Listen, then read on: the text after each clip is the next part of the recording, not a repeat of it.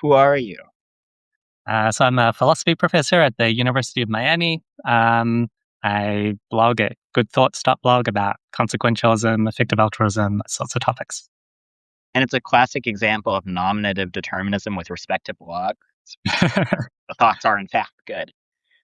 So my sense is like one of you and I are both kind of a little befuddled by many of the objections to EA, where like it seems like just such a clearly good idea that if you're in the doing good business, you'd be interested in doing good more effectively rather than less effectively. And yet the attitude from lots of academics and non-academics seems to be, to a large degree, scorn and kind of angry dismissals. Do you have a theory about like why this is? Um, Yeah, it's extraordinary levels of hostility, which is really surprising for targeting people who are like trying to do good effectively. Sounds pretty innocuous. Um, so I mean, it's always dangerous to speculate about other people's psychology, especially like negatively. So I feel a bit uncomfortable doing so, but it is such a mystery because the arguments are just so bad. So you kind of feel like there needs to be some explanation of like what's going on. Um, I mean, I think part of it is just that like it's very threatening whenever you have like sort of moralistic perspectives saying like you should do more or differently than you currently are. Like that threatens people's like sense of themselves as a good person or whatever. So like that can be like uncomfortable. And so if you have a view that makes people feel bad or uncomfortable about themselves, sort of threat of moral inadequacy could naturally trigger some kind of defensiveness. Um, I mean, I think when I think about the actual features of effective altruism that I expect to be potentially controversial, like not necessarily intellectually, but at least like practically, like make people not happy about it. It's not necessarily actually the things that always come through that strongly in the objections. I don't know that the people who are like critics of effective altruism are doing such a great job of really conveying what their real objection is, I feel. Again, it's a risk of uncharitability here, but I'd be interested to hear the audience's thoughts. Um, but I think the things that sort of jump out to me, I'm currently writing a textbook on effective altruism. So I've been trying to think a lot about like, what are the really controversial things here that I need to make really clear? Like these are things where people could reasonably dispute the principles. I think both the effectiveness and the altruism part have aspects to them that are potentially pretty controversial, despite sounding innocuous. So I think the key thing is that everyone wants to give lip service to doing good effectively. Like they say, everyone wants to be in favor of that in some sense. But then it turns out, I think, that actually what people really want is something a bit different from that, morally speaking. And so one key thing is on the altruism side. Of course, effective altruists have this really broad moral circle of concern. You've posted a lot about things like shrimp welfare. And people get very upset about that because they don't want their circle of moral concern to extend that far. They want to be focused on a closer group, and they want to consider that to be all of morality that they need to care about. So I think that sort of the pushing for a broader moral circle of moral concern is something that's often upsetting to people. And then on the effectiveness side, I think really what people want is to be able to like express themselves and connect with other people, right? And like have like good emotional connections and to feel good about like helping others. And that's what like the standard objection to if you ever like teach a class on effective altruism, like all the students, what they really want is to like advocate for like volunteering and like face-to-face helping and like getting hands-on and helping people. And so insofar as effective altruism is saying, no, like don't focus on your personal connections and what you get out of the interaction, focus on what will actually help people the most. Like that's just comes apart from what people actually kind of want to get out of their moralizing. So that's sort of my explanation for why I think a lot of people don't like effective altruism. I'm worried that it comes off as kind of saying it's because they're bad people. And so like, worries about charity here. But that's my best explanation anyway. What do you think? I think that's basically right, that lots of people are in favor of particular moral commitments. So, there are particular moral causes they care about, but they're not that motivated by just the good they dictate. They're not motivated by whatever it is that happens to be best if it diverges from their current priorities.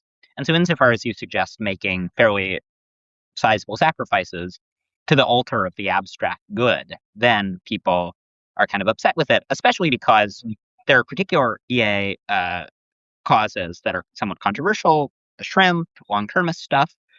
Yeah. Now, I think these are supported by very good philosophical arguments, and I think even if you uh, don't buy the arguments for these things, then you should just do the other things that EAs Right. recommend. So if you don't care about the shrimp, don't give to the shrimp. Give to buy malaria nets, or prevent animals from languishing in factory farms. But I think it can make it so that the movement gets a kind of like, because some of the things that they push for are controversial, they get we get a bad rep along these lines. Yeah. Uh, yeah, and I mean, I think it's a slightly similar thing with veganism, where like Mhm. with veganism, because it just requires more than lip service. It requires that people actually do something Yeah. on the basis of their moral commitments that most people don't want to do. People end up getting kind of defensive about it, and then making objections that then end up not being very persuasive. Um, yeah. So There regarding is the an interesting sociological difference that I think within philosophy, I don't think you would find many philosophers going in for the kind of self-indulgent, like trashing vegans. Like it's kind of too transparent that that's just sort of people being vicious. Um, but there's much more, like philosophers are way more into batching effective altruism. So I do wonder, like, why is there the sociological difference there? That like, but I think you're right. More generally, like the general phenomenon of like sort of people being derogatory towards vegans seems very similar. Yeah. So what do you make um of just the kind of concern about EA that we were talking about before, where people just they don't think that effectiveness is that important. They think that charity should be something like a personal project. And just as arguably, you wouldn't be motivated, you're not required to do the highest impact personal project. Um, maybe a similar thing is true of charity. So what do you make of that kind of claim that it's kind of up to you which charities you give to, and there aren't really strong moral constraints on it? Yeah, I mean, there's a weak sense and a stronger like reading of the view. So, like in a weak sense, I'm kind of sympathetic to it. So I'm not into like super strong obligations to be an effective altruist. I think I wouldn't go around blaming people who like give to less effective charities and like volunteer at the local soup kitchen and like help people out in their local community. Like that's all great stuff to do. Um, it's not the best possible, so like they could do better. Um, I guess I would maybe get more critical if they go beyond just like having as their personal option, like doing something that they recognize as less good, but is more fulfilling to them. And, people we all make those personal trade offs about how much we're willing to sacrifice. But when they go beyond that to sort of argue that it's like better, like everyone should be doing the more sort of self indulgent thing and like trying to attack people for doing the more impartial thing, then I feel like I'm more inclined to be critical of that step. I think that's you shouldn't discourage other people from doing better. So I think maybe the key differentiation I want to make is to say, like, yeah, you've got like personal prerogatives to like you don't have to do the most morally perfect thing ever. Um, Sorry, my cat's being a bit noisy in the background. Hopefully, that's not coming through too much. Um, but you should still like intellectually recognize that it is like better to do more good than less, even if it would be like costly to you and so you don't want to. And so, yeah, and there's always more reason to do more good. So it's like, yeah, I guess just being clear on the distinction between like what's ideal and like what are you personally comfortable doing. Those can come apart. And I'm worried when people try to force them together, especially when they do it by saying, oh, the ideal thing is actually just what I want to do. Seems very convenient. Yeah, I agree with that. Um, I, I think I'd go a bit further and think that I don't think you have an obligation to like give all your wealth to effective charities. I do think Mm, there's an obligation to make at least doing good effectively a kind of key part of your life. I think this is mhm, obligatory, just like you'd be obligated to pull the child out of the pond. And if yeah, there were, to give the example that Travis Timmerman gives, if there are just like many, many children drowning in the pond all the time, maybe you're not obligated to spend every single waking moment pulling children out of ponds, but it seems like you're at least required to like sometimes pull children out of ponds, to at least make doing that an important part of your life. I think like the kind of non-EA line where we think of charity as kind of just purely personal prerogative, where it's up to you where you give, and where there aren't extremely strong reasons to give to one place over another. I think this becomes a lot less plausible when one just considers just how big the gulf is between the different uh, charities. So when you realize mm, that there are some charities where you can save a person's life every year if you earn the income of the median American and give away 10%, um, then it stops. it's not just like these are small personal projects with slight differences in effectiveness. Now the stakes are really high. And when the stakes are that high, then when the stakes are high enough, the moral considerations matter a lot more than your personal prerogatives. Like, nobody would think like a doctor can either, save 10 lives of sick people or can save 2 lives of sick people. Well, it's up to them. It's whichever one they find more fun to treat. No, we'd say you're obligated to give to better. Um, Hmm. uh, Yeah.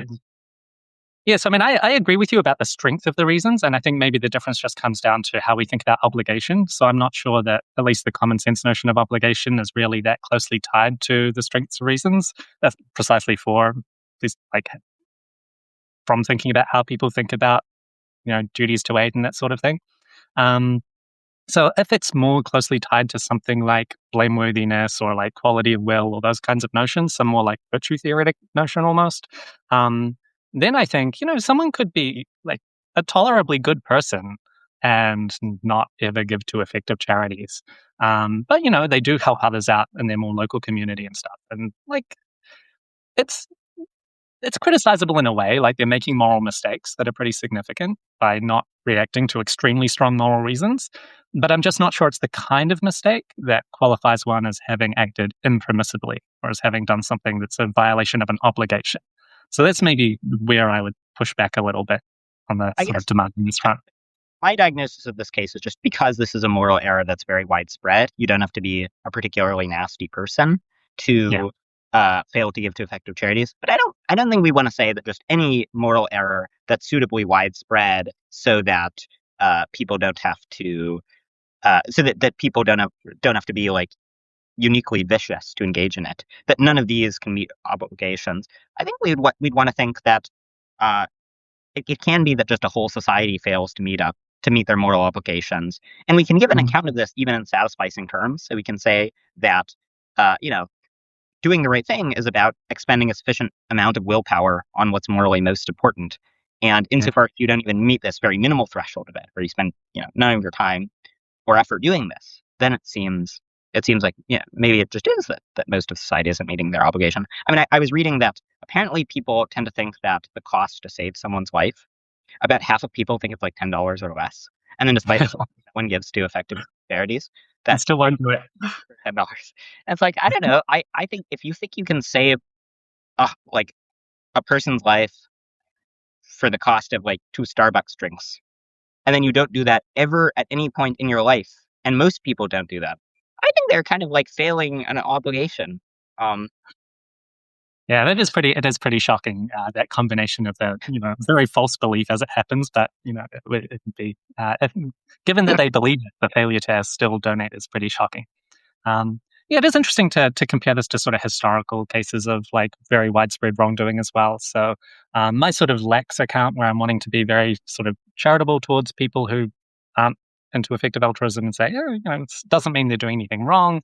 I think it could well commit one to thinking that, say, someone who was a pretty like nice and friendly slave owner, when that was common, but nice and friendly to the other people in their community, the other white people, that they weren't really doing anything egregiously wrong because they weren't like below average for their peer group or whatever.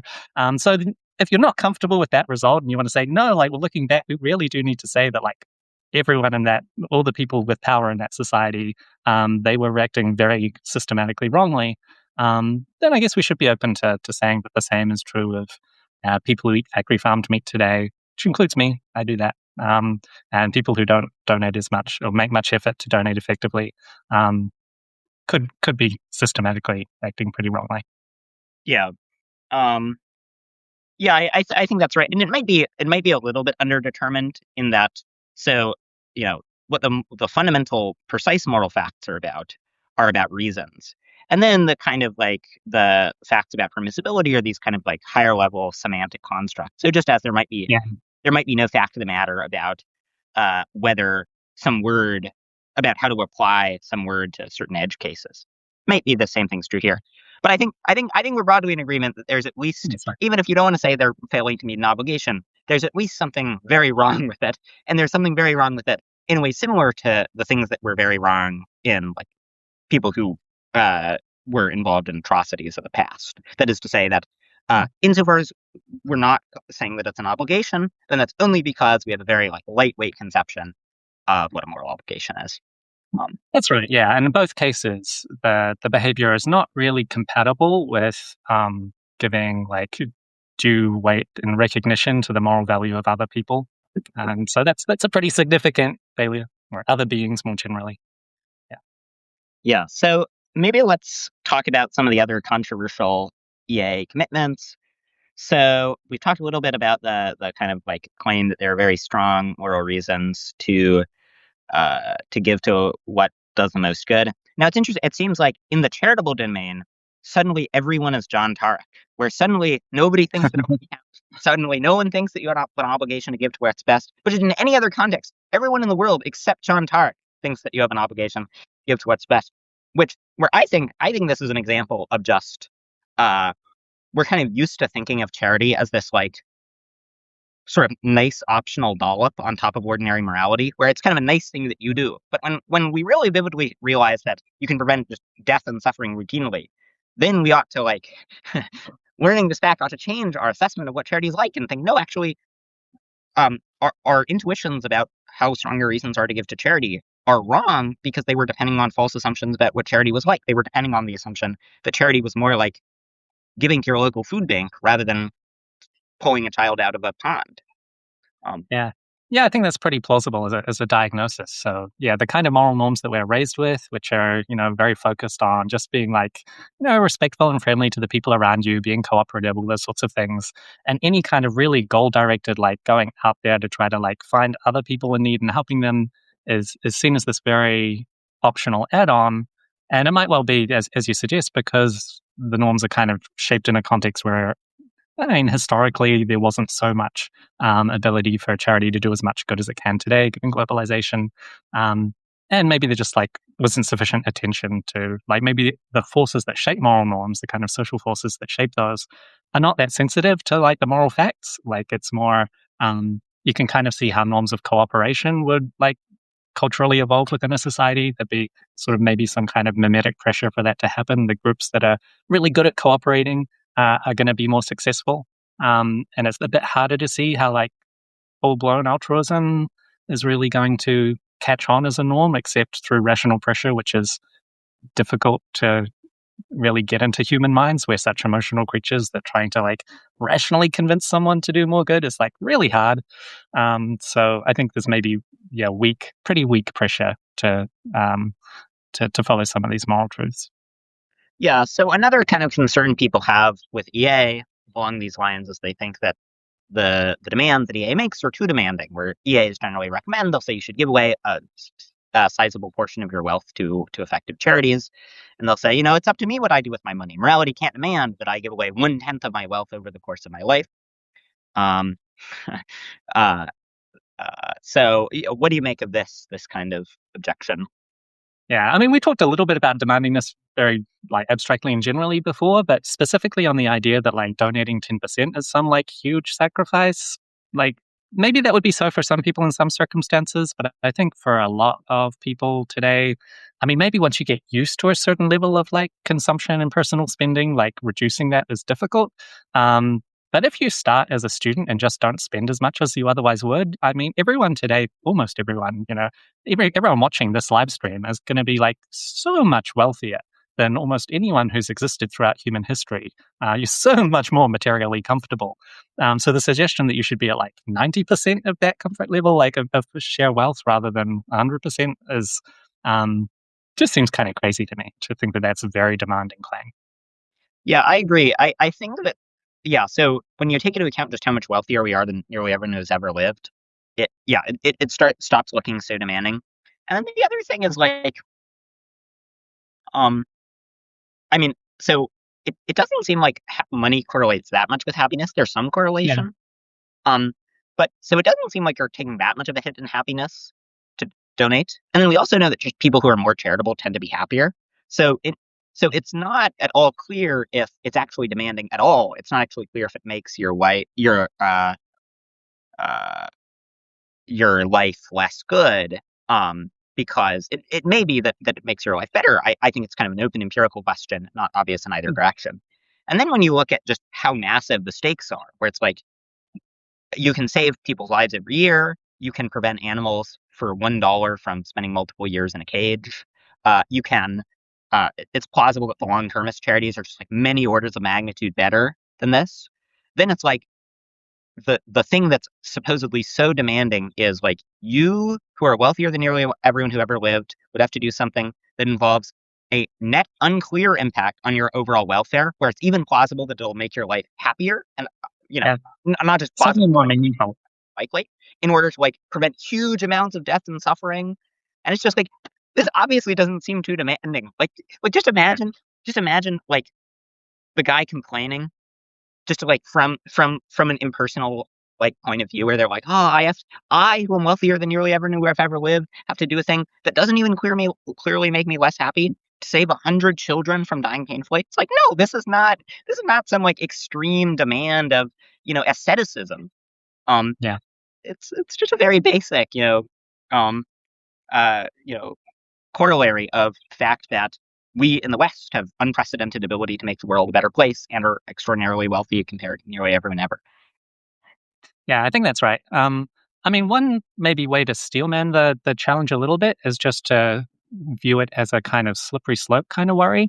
That like once you recognize how strong our reasons are to help others, um, it's really hard to stop and still feel okay about yourself, right? So if you can just like completely block it out, it's maybe easier to just kind of live a normal life. But I think it's really kind of hard to like recognize the strength of the reasons and be like, I'm just going to give 10% because any more would be like, you know, I wouldn't know where to stop and it would eventually be too much. I wouldn't get to live a normal life anymore. But now the sort of the moderate effective altruist is in this kind of really uncomfortable in between position where the strength of the moral reasons are so salient to them and they're not fully satisfying them either. And so I think there is a kind of a psychological cost there potentially compared to someone who's able to more systematically block out the moral reasons. Yeah, I mean, so I agree with that, but so I think it makes sense psychologically why people would say, look, I'm not I'm not taking even one step on the slippery slope.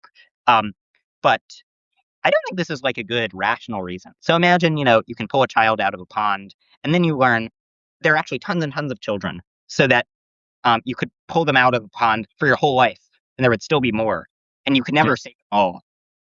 Um, I could understand psychologically why a person would say, okay, well then to hell with the whole enterprise. It seems like the sensible thing to do at that point is to you pull a lot of them out of ponds, you make pulling them out of ponds a major and important part of your life. Um, even while recognizing that you're not going to do it all. And the person who doesn't pull any children out of ponds is failing at a much deeper level to do what's morally right. And the reason they're failing at a much deeper level to do what's morally right is something like how much we blame people has to do with how much they fail to expend willpower for the sake of doing what they ought to do.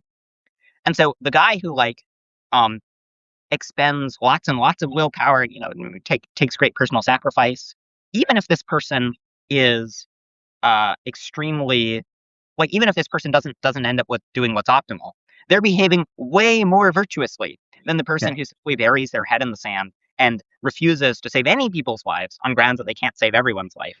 I mean, it becomes kind of easier to see how crazy this is if you just imagine that the victims were like your family and people you cared about, where it's like someone else had the ability to save your entire family and your neighbor's family and their neighbor's family and their neighbor's family, but they didn't do it on grounds that, well, if they saved those people, then they'd also be able to save more people, and then they'd feel kind of bad that they weren't saving anyone. Like what? I mean, this is Yeah. just so clearly unjustified. Yeah. No, I mean, I completely agree. It's not like a good reason, but I think it is a very familiar human psychological reason. And I would expect most people, if there was the pond of like endless children drowning along a certain way of their route to work each day, I expect most people would start like they'll walk the other direction. They'll take a different route in order to not be confronted with that. And I think that's just a sad thing about human nature, that's a very common, understandable response. But I agree, it's a bad response. Like we should try to encourage people to like do the more virtuous thing. It's a hard sell. Yeah. So another thing that lots of EAs think is good is a lot of EAs give to animal welfare charities, where I mean, so the first big place EAs give is to global health charities, which just purchase malaria nets or something that prevent children from getting malaria. That's fairly uncontroversial. Though I will note, everyone says it's fairly uncontroversial. They say no one could the EA critics. They always in just every article written criticizing EA, it's a law of nature that it must include some line like, well, if it's just about saying we should give money to spend on anti-malarial venom, well, of course that's a good idea. And you just ask, okay, but you do that, and virtually no one does it. So it can't be that you're complaining about the thing being like totally trivial and obvious, such that everyone does it, if no one does it. I Yeah. mean, there are lots of like intellectual items of low-hanging fruit, and that they seem obviously right when you think about them, but almost no one acts on them, and those are the most important ideas to act on. But okay. Yeah. Um, Super neglected. Yep. but I mean, so then there's also a little more controversial. One thing EA think is very impactful is spending money on animal charities that are working to avert animal suffering. Many of these are very effective. The shrimp charities, they can prevent thousands of shrimp from experiencing intense pain during death for $1. Um, the chicken charities can prevent animals from languishing in a cage for about 10 years for $1. So you just imagine like you have one nickel and you could use it to free a chicken who would otherwise be trapped in a cage for an entire year. That would seem like an insane use of a nickel. And then that is the like effectiveness. That's the average effectiveness of dollars spent on animal welfare. But this is kind of controversial. So should this be controversial? What do you think? So I don't think it should be controversial. Yeah, I mean, people want to think about those close to them more, and obviously, as you get to like different species, that's getting like pretty far away from our initial concerns. But like as you say, if you actually think vividly about the affected individuals, even though they're not human, like their suffering still matters. And like if you really like think about how easy it would be to prevent like a really large amount of suffering on a human being, like you can kind of easily get into the mindset of recognizing like, yeah, that's actually really objectively worthwhile.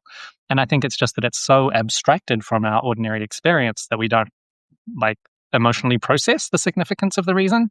And so I think it is a general challenge for effective altruism. It's just how to like translate the like abstract reasons and like the force of those reasons into things that are more like emotionally comprehensible, so that human minds actually process them appropriately and are motivated by them. Which it's a challenge to do that step. But I totally agree that like the strength of the reason is so significant that like it shouldn't be controversial that this is worthwhile. Yeah, I think part of what makes this controversial is basically scope neglect. So people that they find very psychologically salient, the no, the numbers of the amounts of averted suffering that they can more easily visualize. So, okay, preventing animals from spending 8 years in a cage. Okay, that seems like a big deal. But then when you're just talking about very large numbers, our intuitions about importance are not sympathetic to the strength of large numbers. Famously, people will pay roughly the same amount to protect 2,000 birds as 200,000 birds, even though, Mm. one leaves out helping 99% of the birds of the other. Um, Yeah. and I think so. And one way to see that I think this should be less controversial is, so if you compare the charities that help humans in the global health space, uh, I at one point did the math, and it came out to something like for each day added to a human life by the global health charities, the animal charities can prevent animals from spending like a year or 3 years or something in a cage. And so if you were just considering 1 year, 1 day of extra life versus preventing an animal from spending 3 years in a cage, and these are animals that can, like chickens, that can suffer and that are like kept in a cage that's too small to turn around in, that would seem at least plausibly better, and at least not like obviously less good than adding one extra day to a human's life. And it just turns out that is the effectiveness that we're talking about. But when you're comparing a whole life to lots of chickens, then it becomes a lot less salient because of scope neglect. But yeah, I basically agree that I mean, just the wrongness of factory farming is that we shouldn't be torturing, tens of billions of animals in hellish conditions. Just seems like a total no-brainer. And then Yeah. if that's a no-brainer, then that we should very effectively do things to reduce the suffering from factory farms also seems like a no-brainer. Um, Yep. Yeah. Seems super important, and yeah, just hard to sort of get through to people the strength of that reason. And yeah, I think you're right. This scope neglect is the kind of obvious diagnosis of why that's so difficult. Because yeah, to get the full force of the reason, you really need to multiply out how many individuals are affected by it. It's the number that makes the big difference. But like so much of our moral motivation, I think, comes down to something like how strongly we react emotionally to picturing a scene or like something like that in our head. And like you just can't picture the difference between like a million shrimp and a billion shrimp. Like I'm imagining the same picture either way. And so it doesn't motivate appropriately. So I think that is difficult. Yeah, there's a line I read in a recent book about EA for Christians, where the line, it was something like, so, Stalin said, one death is a tragedy, a million deaths is a statistic. But I mean, that isn't true. A million deaths is a million tragedies. We just see it as a statistic. And yeah, I mean, just our intuitions are totally miscalibrated from the seriousness of situations, which is why you have to use your brain to figure out where to give, rather than just like go with whatever causes happen to be most salient. Okay, so one other, and I do think this is one of the most important messages of effective altruism in general. Is like not just the like specific cause suggestions or whatever, or the idea of cause prioritization, but this more fundamental idea that you can't trust your gut reactions when it comes to moral stuff because they're so scope insensitive, and those numbers really matter. So like it is so important to get through to people the importance of like thinking rationally and systematically about these things. Yeah. So speaking of large numbers that potentially matter, so one of the kind of third big EA cause area is long-termism, or the idea of long-termism is that we ought to act in ways that make the long-run future go better. And the basic pitch is something like, far future could have way more people than the present. If humanity survives for billions of years, there could be way, way more future people, especially because in the future we might colonize space. And so just really astronomical quantities of value might be on the table.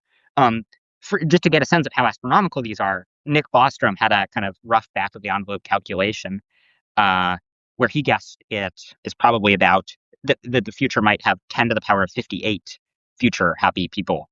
Now, I mean, take any particular number with a grain of salt. There are actually some reasons to think this number might be very conservative, where I've heard people suggest that someone else ran the calculations and concluded it might be like 20 orders of magnitude greater than this. But the point is, it's a really, really freaking large number. So the future is potentially like astronomical, and we can potentially make a big difference to it. If we go extinct, then there would be no future. So that would be kind of cataclysmic.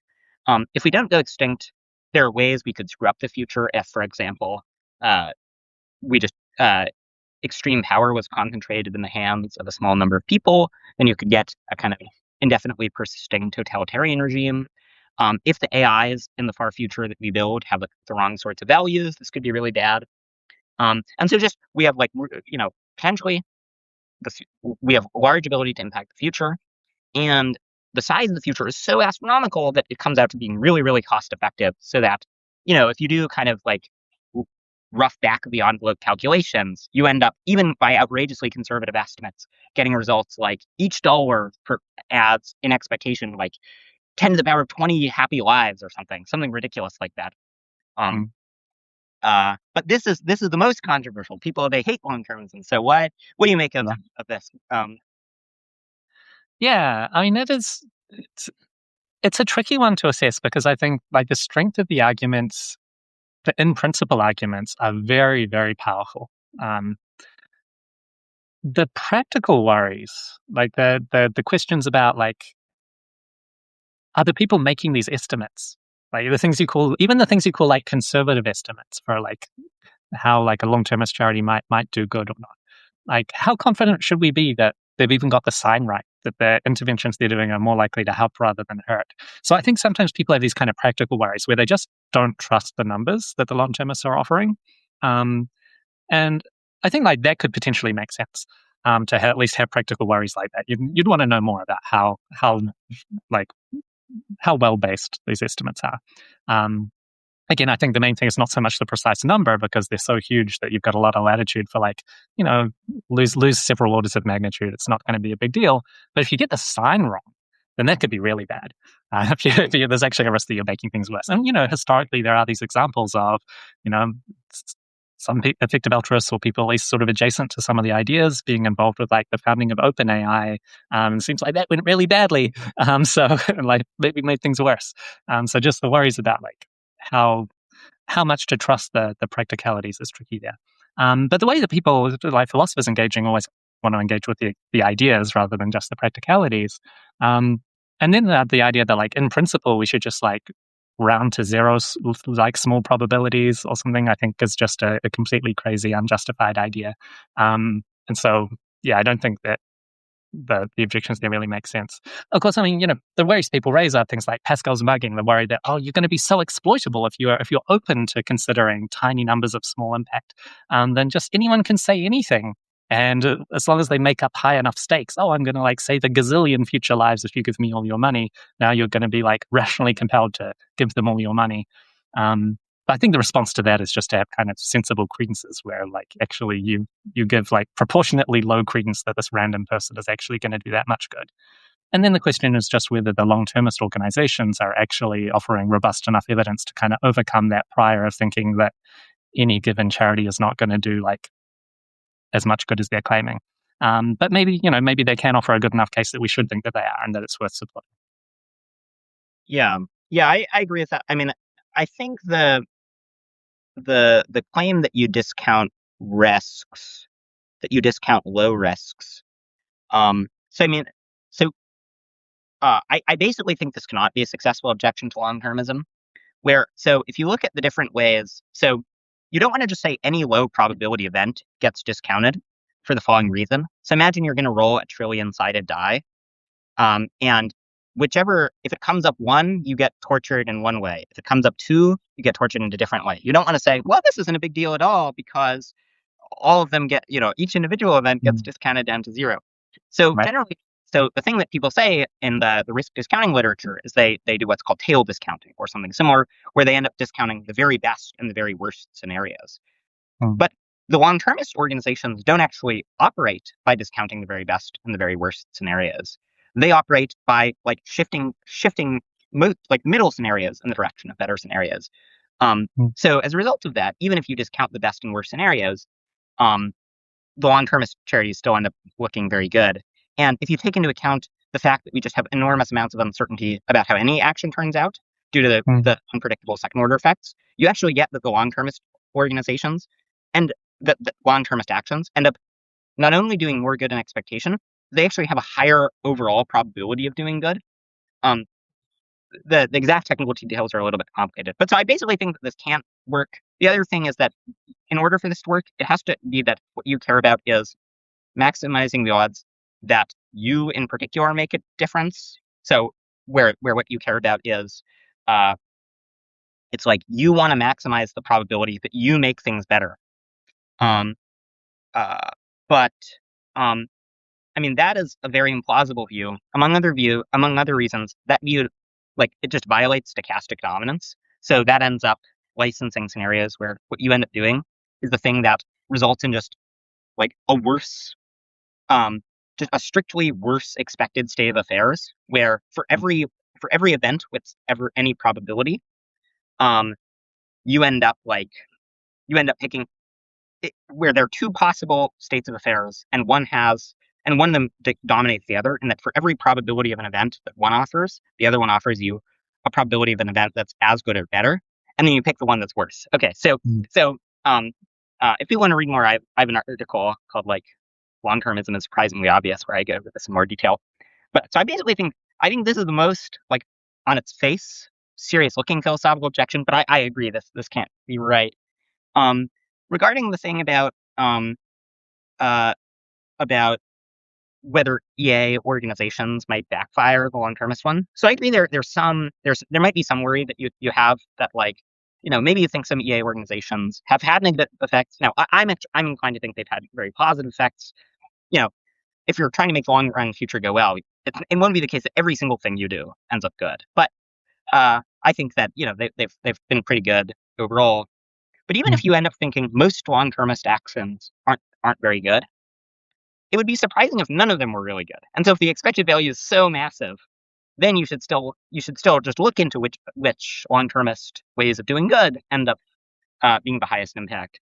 I think you should just in general be suspicious if you end up concluding there's a thing in the world and it matters like orders of magnitude more than everything else, trillions of times more, but this has no important practical implications. That is very suspicious. That would And be surprising. like politically salient. Yeah. Yeah, no, that's a nice point. And yeah, I mean, going back to the common worry people have about wanting themselves to make a difference, because I think that's right, that's a bit of strong motivation that puts people off from the whole kind of long-termist argument, just because it seems like there's such a high risk that your donation just won't turn out to be helpful. And that sort of leads to people anticipating, like, if you could have saved someone's life. Like, there are people dying right now, and you can be pretty confident you could save them by donating to the Against Malaria Foundation, right? And if you let those children die in order to, like, donate to the speculative thing, and it ends up not doing any good, and you kind of anticipate that's the most likely result is probably that it won't actually do any good, then you can really strongly anticipate in the future, like, feeling regretful. And, like, people want to avoid feeling regretful, right? Like, doing something that's, like, predictably regrettable seems initially like a kind of irrational or bad idea. And so I think another kind of interesting sort of principle or idea that effective altruism can try to communicate to people is that actually this reasoning is mistaken. When you think about expected value, it's really important that we should be okay with doing things that are most likely to be objectively regrettable because it most likely won't matter, but it's still worth doing because of the way it shifts the probabilities.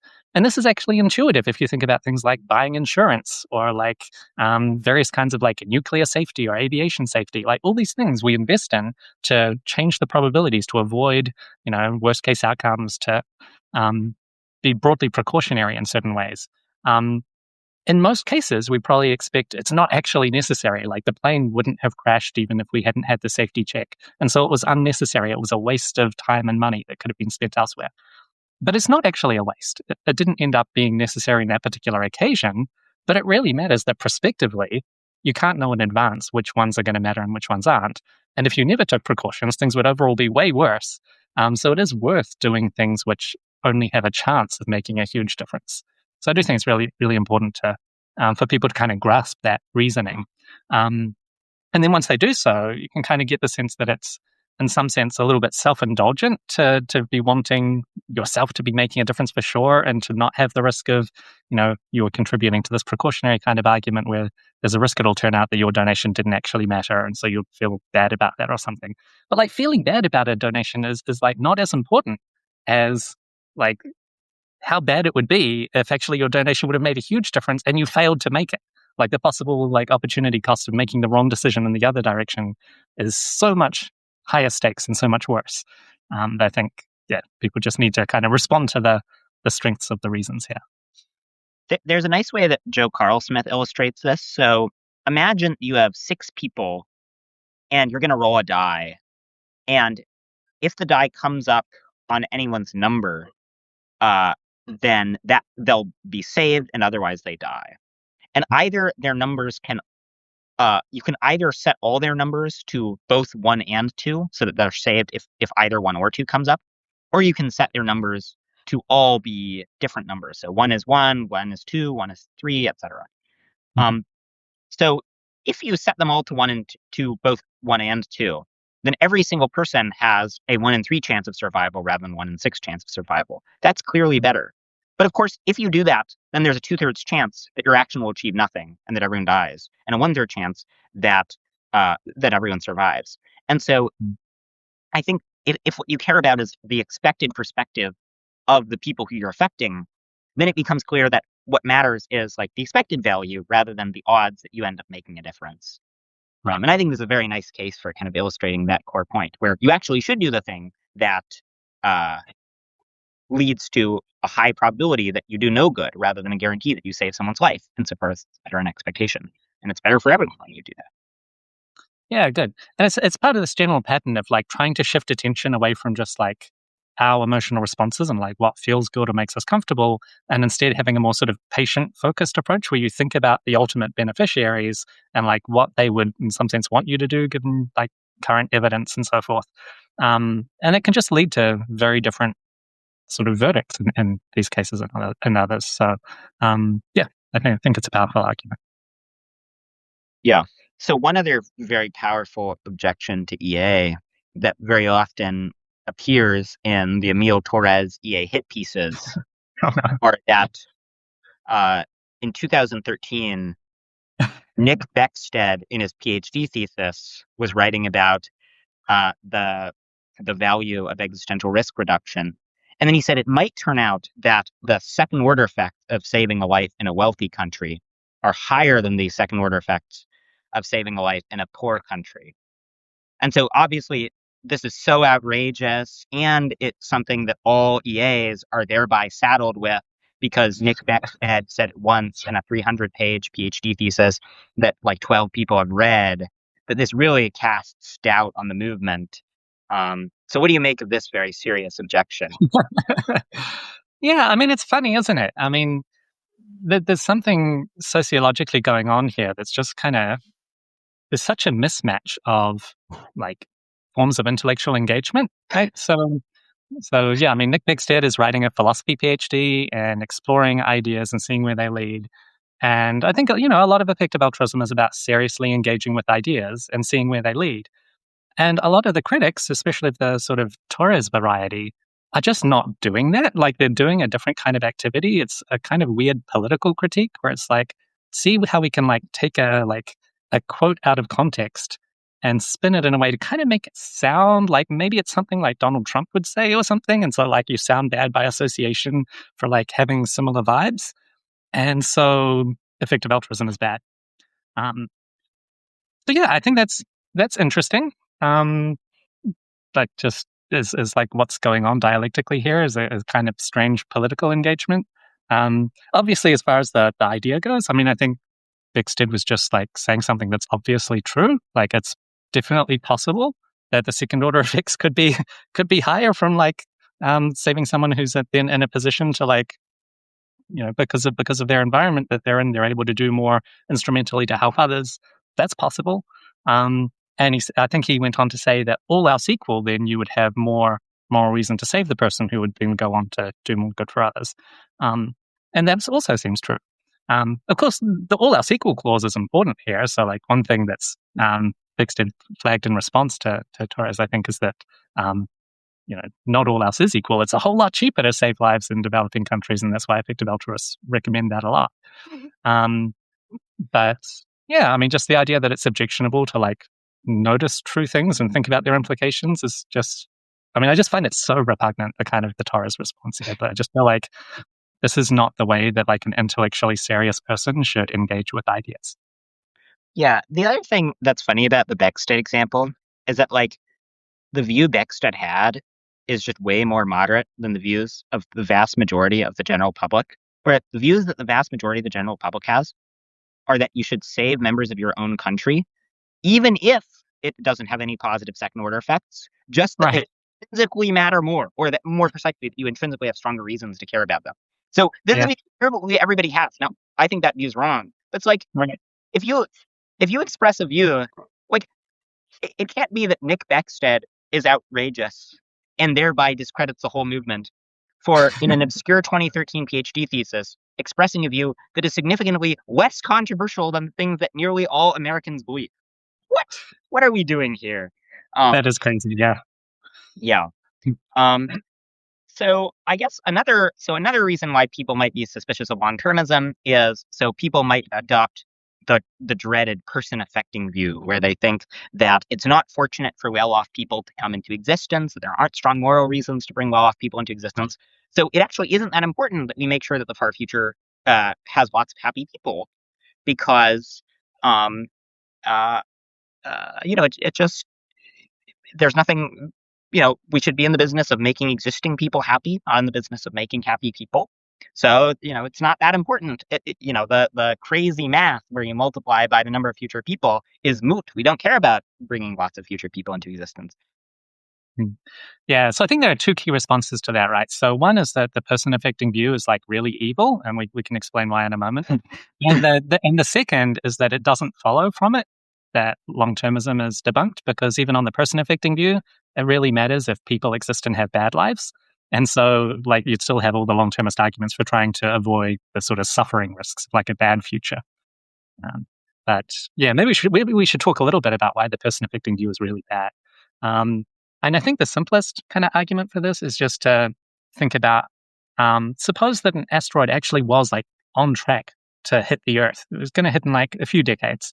Um, and we had like two options as a sort of society for how we were going to react to this. We could put a lot of resources into deflecting the asteroid and letting civilization continue, or we could just like forget about it, like do a brainwashing campaign so people don't think about it and feel distressed, and then just spend all our resources on like partying as the final generation, and we don't even have to care about like climate change or anything anymore because there's not going to be future generations after us. And suppose it turned out that like the existing people would be better off if they went the partying route. Like, maybe you don't think that's actually plausible that they would, but suppose they would be better off going that way. Well, then the person affecting view seems to imply that we morally ought to like deliberately let humanity go extinct just for self-indulgent reasons. I just think that's absurd. Yeah. Yeah, I agree. And I mean, I don't quite get why people are so fond of the person affecting view, where my sense is it was never really that intuitive of a view to begin with, where like, uh, it's not like the folk have extremely strong intuition that there's nothing fortunate about happy people coming to existence. That, if you could press a button that would create utopia on Mars, there would be no moral reason at all to do it. Right. That's not the intuitive view. Yeah. That is, maybe that's intuitive to some people, but it's certainly not the case that this is some like widely shared intuition that everyone has to hold, akin to rejection of like the repugnant conclusion. And Yeah. then it just seems like the view has an enormous number of very severe structural problems that nothing approaching good response to any of them has ever been given. So, like one example, so like just one very simple case. So imagine we're comparing the following states of affairs. So in one of the states of affairs, I have 3 utils and Richard has 3 utils.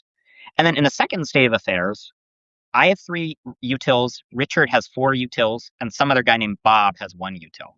Well, that one seems better. Okay, so now let's compare that to one where me, Richard, and Bob all have 3 utils. Well, that seems even better because it has higher average utility, higher total utility, and utilities more. So rather than 341, it's 333. It's better. Um, but that one is just our world with an extra happy person. So then by transitivity, adding an extra happy, they're just like a million. So yeah, I agree that the person affecting view is not at all plausible. I don't get why people still adopt it. Like it just seems strange psychologically to me. Um, And but even if you adopt the person affecting view, this does not threaten the case for long termism at all, because you should just then give to the charities that are trying to prevent really bad outcomes. So give to Alios, where they're trying to like make sure that digital minds don't get mistreated. Mistreating huge numbers of digital minds and that could be really bad, even if you adopt the person affecting view. Um, and then even if you reject long-termism, okay, fine, then don't give to long-termist organizations, but give to other EA organizations that are still highly effective. Um, yeah, yeah. I mean, in explaining the appeal of the person affecting you, I think it probably arose less from thinking about these really like large scale, like global, like extinction risk kind of scenarios, and more just thinking about more micro, like individual personal reproductive decisions. So I think a lot of people will have their sort of intuitive view that, well, I don't know if I want to say that it doesn't matter whether someone has children or not, but more just something like we as third parties shouldn't be taking a stand on other people's reproductive decisions. Is a kind of like wanting to be just, like broadly tolerant of that.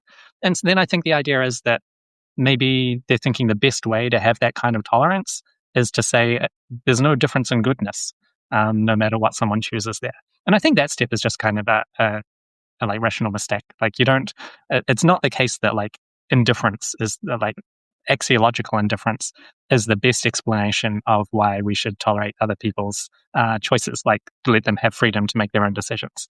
I think we can, there are lots of cases like, whether you donate a kidney where it should be up to you, even though it's obviously better to donate a kidney and save someone's life than not. And it would be very strange for someone to try to defend bodily integrity and your right to not donate a kidney by saying that dialysis patients don't matter. It just makes no difference whether they whether they live or die. Like that's a ridiculous response. And so I think a similar kind of thing is going on with the person yeah, affecting view. make It's just make poorly motivated. make existing kidney recipients happy, not happy kidney. Oh, that one didn't really work, but yeah. Yeah. Um, Yeah. The other thing that's funny about the person affecting view is that for some so the person affecting view adoptees, they don't actually end up saying that creating a happy person is neutral. They say that creating a happy person has imprecise value. So it's neither good nor bad nor neutral. And the reason to say this is imagine you can either create, Bob at welfare level 5 or Bob at welfare level 1. If it was neutral to create Bob at any welfare level, then those would be equally good because two things that are neutral are equally good. But obviously, it's better to create Bob at welfare level 5. So what they say is no, its value is like imprecise, where it's neither good nor bad nor neutral. But then things that are neither good nor bad nor neutral are comparable. But then it's like, wait, sorry, this is supposed to be the intuitive view that like creating happy people is like incomparable, where like it's not that we think it's neutral intuitively. It's that the intuitive view is that it has imprecise value. I mean, it just has, does anyone have this intuition? It just, yeah. So, okay. So that's, yeah. I mean, I think the objections to long-termism are by and large not very persuasive. Oh, maybe we should talk about like the cluelessness objection, um, where the thought is like, we're just totally in the dark about which things that we do make the long-term future go better. Mm. So really long-termism shouldn't change our practical commitments. What do you make of this kind of view? Yeah, so I think this is a kind of unjustifiably strengthens a weaker view, which is very plausible. So the weaker view that's very plausible is that there's a lot of uncertainty. We should be, fairly epistemically humble. We should have pretty wide credences about what things will or won't help. Like we should have a lot of uncertainty about affecting the future. Um, but the cluelessness claim is a lot stronger than that. It's not just that like you shouldn't be like super confident about which things will make things better or worse. It's that you should be completely clueless, as in you don't know whether like setting off a bomb in New York City today, like a nuclear bomb, whether that is more likely to make the future go better or worse. Like you should be totally like on a on the sort of side of a coin. Like it's just totally up in the air whether that's more likely to be good or bad. Um, and so I just think that's crazy. I think we should have a lot of uncertainty, but we should also have like fairly baseline, like common sense confidence that although there's uncertainty and you can imagine a possible world where a nuclear bomb in New York City would somehow make things go better, that certainly shouldn't be our expectation that like it's just as likely to make things go better as worse. Like obviously the common sense view is that we should expect that to make things go worse. And it would be really weird if it turned out to make things go better. So we should have some credence in that, but it should be lower. And I just think that's true of a lot of things. We have a sense of like what sorts of things tend to make things go robustly better or worse. It's always a chance we'll be surprised, but we're not totally clueless. Yeah, I agree with that. I mean, it, like if we took digital minds more seriously, for example, seems like kind of a slam dunk for something that's good in expectation. Or Mm. there are states that the world might enter, which if we enter them, future value will be in expectation much lower than it would otherwise be. Um, where one of those states is if we go extinct or if the world is walked into global totalitarianism. So at the very least, it seems like reducing the odds of those things is a pretty big slam dunk. Yeah. I mean, maybe you think that like the far future is bad in expectation, but then you should at least you should decide if the far future is bad or not. And then if you conclude that the far future is good in expectation, and I think there's reason to think that, then you should think that actions that reduce existential risks kind of make the far future go better. And then even if you think it's bad, it seems like there are kind of a lot of things that are good in expectation. Yeah, I think this goes back a little bit to the earlier point where it just would be really suspicious if you end up concluding nearly all of what's important about our actions is how they affect the far future, and yet this shouldn't change what we do at all. That would just be Mm. it would be highly suspicious if that were true. Yeah.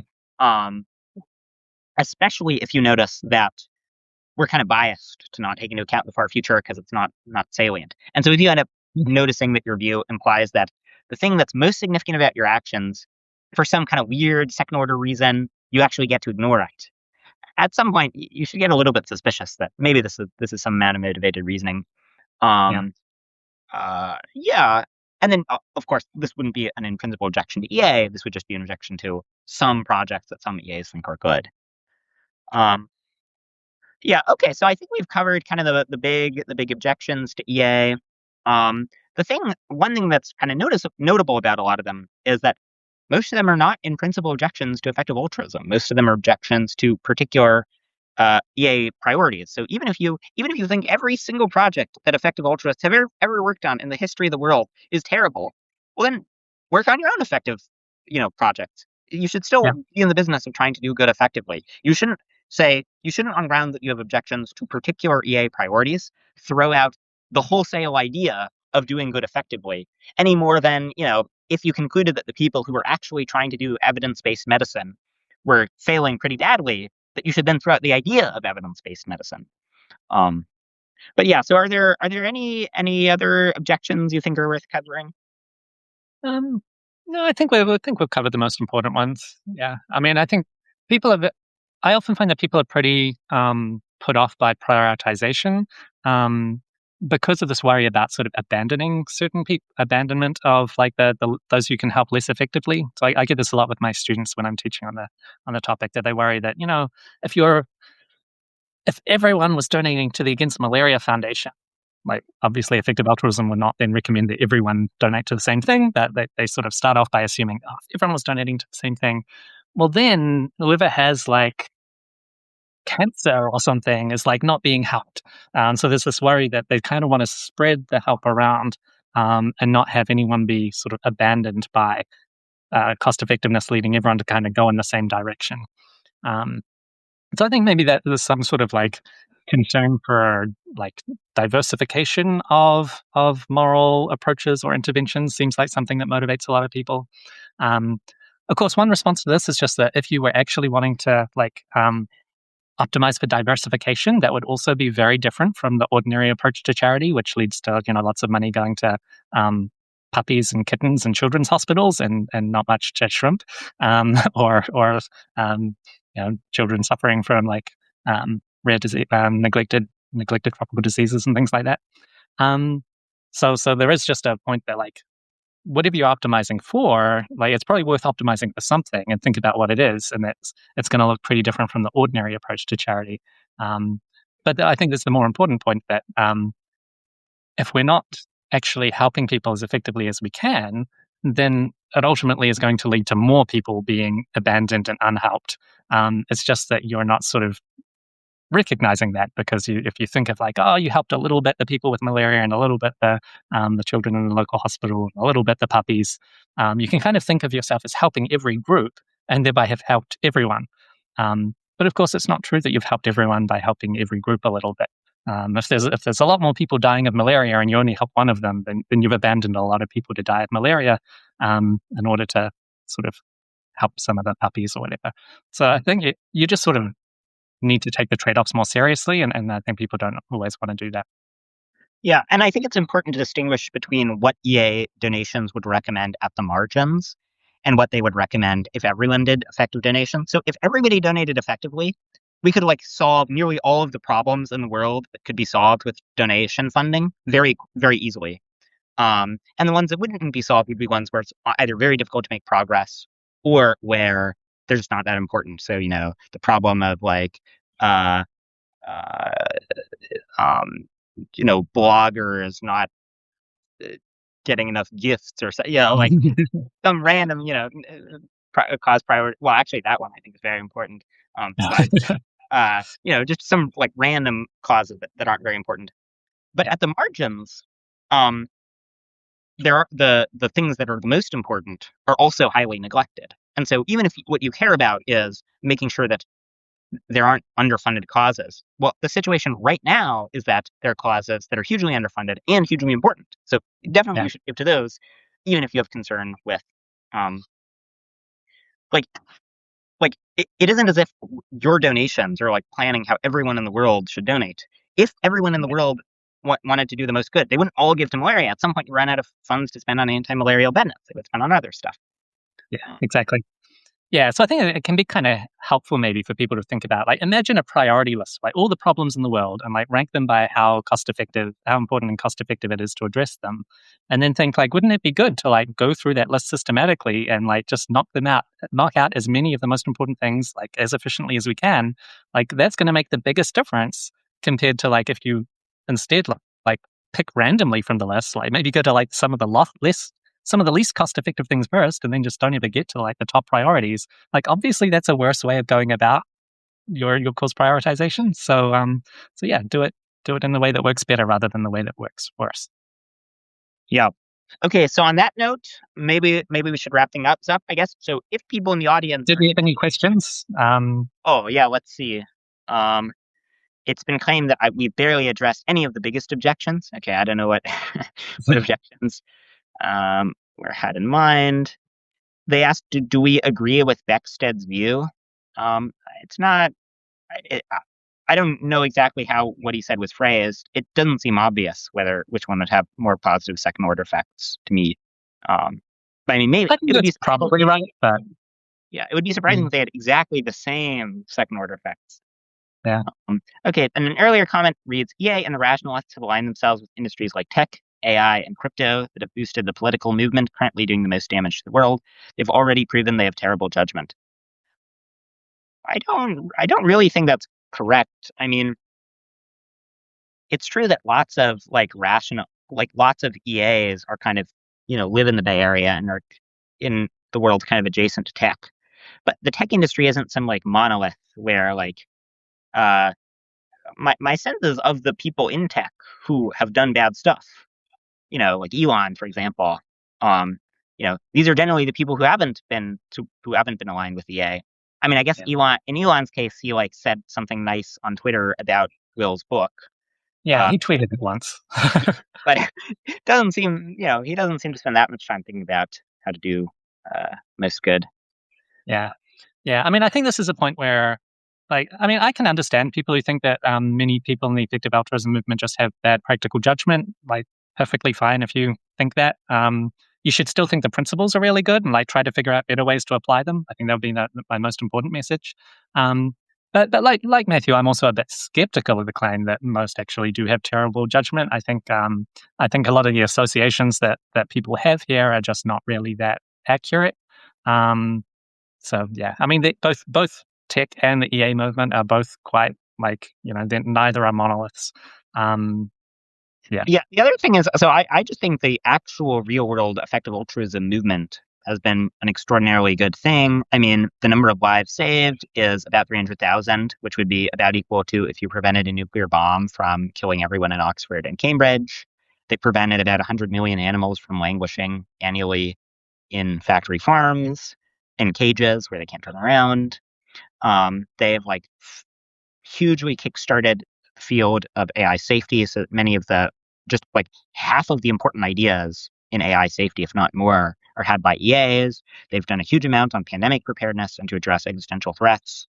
I mean, there have been some screw-ups along the way. Certainly, Sam Bankman-Fried, he seemed like he ostensibly was motivated by EA principles and did really bad things. But if you just tally up the wins and the losses, I think clearly EA has done way more good than harm, at least in expectation.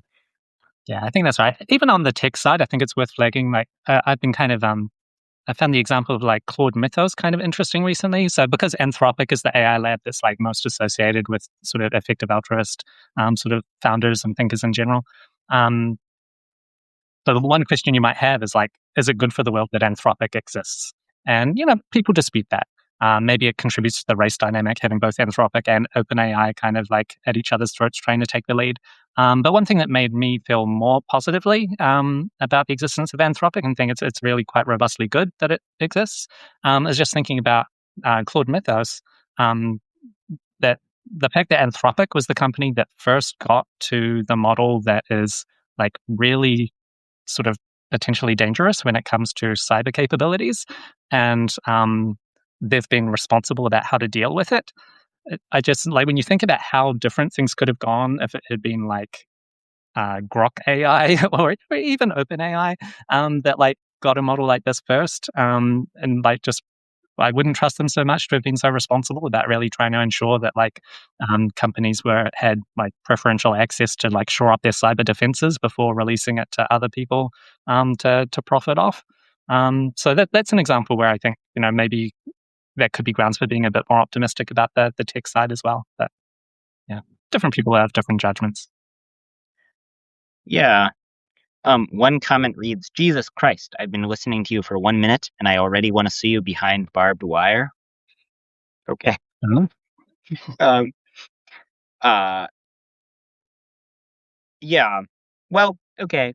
Um, yeah, I don't see any other comments that seem substantive. Um, well, I say other comments that seem substantive. That one wasn't that substantive. Um, but yeah, so I guess if people in the audience are like listening, I would encourage you to take the pledge where you give some, 10% of your income to effective charities, and then, try to look into how you can do the most good with your career. 80,000 hours is a very helpful career guide where they walk through which careers are highest impact and like, based on your skills, what careers can be very impactful. Um, so yeah. Um, any last words on this? Yeah, become a paid subscriber to Bentham's Substack. Clearly a high impact move you could make. And also to good thoughts. That's another. Thanks for the chat. Yeah, thanks so much. All right, I'll wrap things up now.